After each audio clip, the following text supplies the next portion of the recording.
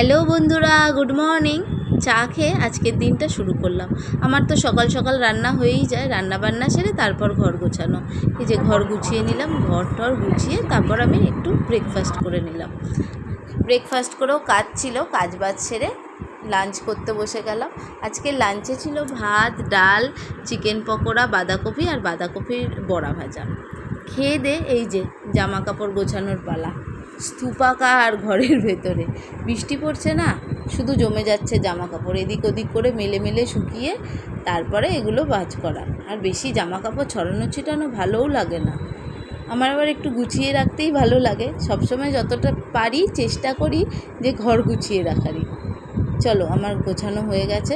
এদিকে মেয়েও বলছে মা খিদে পেয়েছে, দেখা যাক ওকে কী করে দিই। চলো, এই একটু ম্যাগি বানিয়ে নিলাম, আমারও খুব খিদে পেয়েছে।